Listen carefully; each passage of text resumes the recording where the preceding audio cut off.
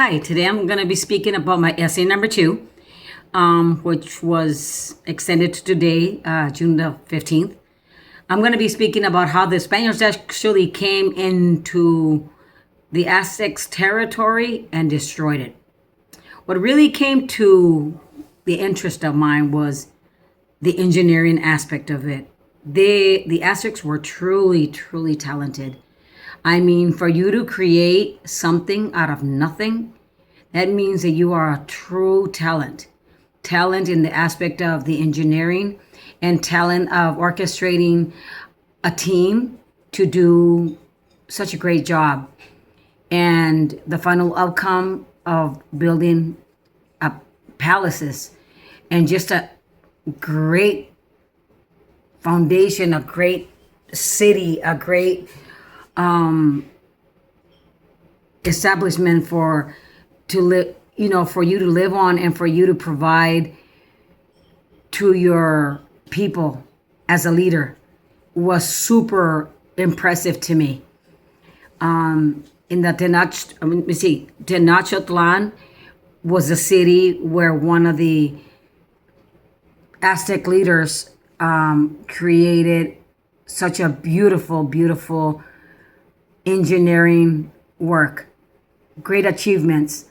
I mean, I'm talking about how he created the foundation of building pyramids, building a palace for the king, building the aqueduct. I mean, he just created such beautiful work. I mean, the moment that he knew that when the goddess gave him the signal of, the eagle sitting on top of the cactus in a damp, in a lake, that was really impressive. Just to know that their goddesses or their god sent him the signal of their new home. That was super impressive. The way that they communicated, the way that he understood what his blessing was, that was going to be his new territory that he was going to provide for his people. And I mean, just for him to be able to put pilings of wood, right, which was handmade by his fellow team, how they all work together so beautiful to create such beautiful structure, and for it to sustain with such great foundation was truly impressive. Not only did they do the pilings, the walkways, the aqueduct was truly impressive. Like, the whole thing was truly impressive because he had a vision. He had a vision as a leader, what he was going to do. He had a vision of what he wanted to provide. So yes, he definitely provided clean water. He definitely provided, a good city for his people. And that alone, he was a great leader. He was a great leader. And the sad part about this whole thing is that the Spaniards were just looking for a place to come, and I don't want to say that they wanted to settle. They wanted to settle. But it was so sad that they settled under the efforts of somebody who was the Aztecs, the Aztec leaders.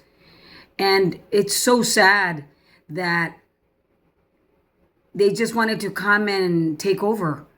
The moment that the leader of the Aztecs, they had a peaceful, meeting.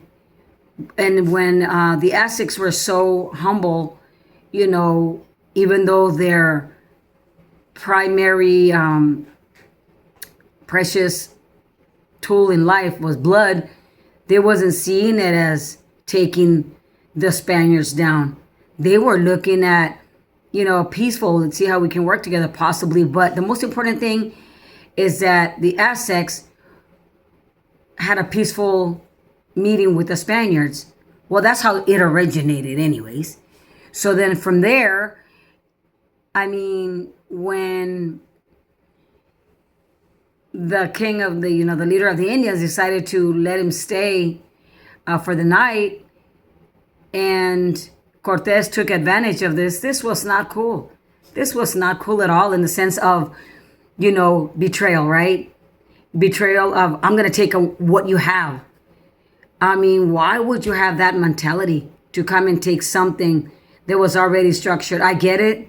You're a settler and you definitely want to, you definitely want to settle in a new land. But just to come in and take things like that, forcefully, dominatingly, that is just out of control. Because it's sad. It's very sad to see that the Spaniards just came and destroyed all the work that the Native America, people had created. It is beyond sad, right? And that is why you can see civilization develop, because people could not just come and take things. But unfortunately, the most important thing that I really, really want to focus on is that the leader from the Aztecs really was talented, in the sense that he created a city which was, like 700 years ago, that he created, the Tenochtitlan city, built in a swamp, in a swamp city, which, years later, now it's Mexico, because the Spaniards, conquered it and then redesigned it to their taste, to their, I don't know how to identify it, but they did it to their taste, to their architecture, to the origination where they come from. But, excuse me, guys. But most importantly is, what really, really caught me, that was super, super impressive again, was the architecture. He was a great engineer. He was a great leader. And unfortunately, he fell short, right? When he was humble, and then, they just decided to dominate him and take over and just hurt him and his people. Because as we know, that was a time when like 90% of the Indians, the population decreased. And that was really the end of the Indians. It's unfortunate. And it was all done by the Spaniards, by their forceful behavior and their dominating ways.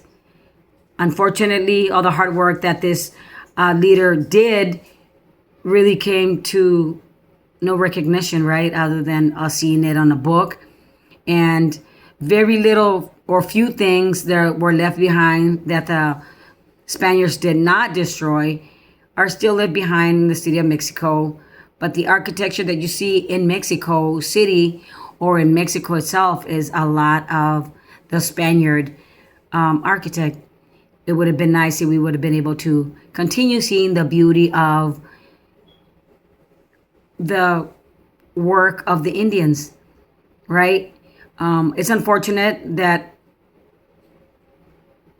they were dominated, and I'm sorry because I really don't remember the name of the leaders, but because these are like really long names, right?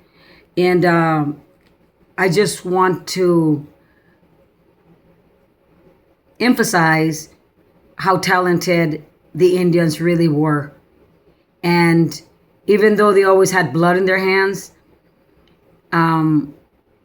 it's unfortunate that somebody came to dominate them, destroyed their vision and destroyed their future, and destroyed the beautiful city that once was. And most importantly, that it was built by one man's vision. And that one man's vision was destroyed by the Spaniards. It was one man's vision, but it was teamwork of a lot of people working together to make that dream come to surface and for that a dream to happen. Because if the leader did not emphasize or conduct the movement, it would have never been done, right? So the most important thing here is the recognition of how the Indians really had the vision and really worked hard to accomplish their vision of their life, right? They followed lead and they worked super hard just to make things work for all of them as one. And everybody worked super hard. And like I said, it was super impressive just to see how the aqueducts were built and how they were able to establish water to the plants, water for free, clean, fresh water every day. How those aqueducts had two, aisles, one for clean water and for the other one to continue circulating, so it would interrupt the flow of water. And the sad part is how Cortez just came and blocked the water, and so many people died because of the blockage of water, even though the Indians were able to resist it because they were accustomed to that lifestyle. But the key factor is that Cortez just came and destroyed the city. And that is where it's not cool that Cortez came to kill, steal, and destroy, which is what the evil does, unfortunately. He just came so evilish, doing devilish ways to just destroy the Indians' beautiful work or piece of art. That it really took a long time to work, and it really took a lot of labor to accomplish building the city, the pyramids, the palace. Everything that was done was really, really a lot of work. And only, by the things that the Indians did, the years of hard work, the years of, just having the vision of accomplishing, the beautiful pieces of how they wanted to live. It's just super impressive. And like I said, for somebody just to come in and take it and kill it, and including the leader and, just killing everything just because of your need, it's not going to work. It's just not going to work like that because, the work of leaders or the work of the Aztecs should have stayed, without being tampered by the Spaniards. And unfortunately, the Spaniards, like I said, they wanted to settle, but it was no need to forcefully take something so precious from the Indians, because the Indians really, truly worked super hard, right? Like I said, 700 years ago, the city of Mexico was just, swamp. And the leader of the Indians established the Tenochtitlan city with their bare hands. And all I can say is that they left a lot of, beautiful engineering achievements that the Spaniards just destroyed,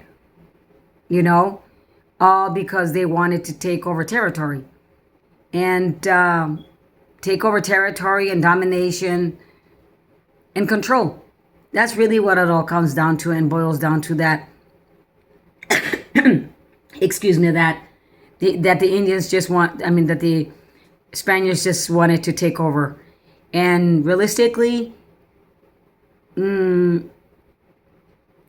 it's unfortunate. And I know that I have emphasized a lot of how sad and, how unfair and how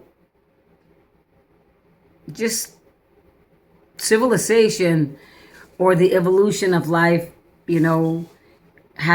has to step in, because it was truly disappointing, what the Spaniards did to the Indians. Again, the Indians did an incredible work of art from their bare hands, when it comes to building Tenochtitlan, and which is now the city of Mexico. And I hope that I did a good job on this, because I didn't really know the name of the leaders. There were really such long names. And hopefully I watched the right video. Okay. Thank you guys.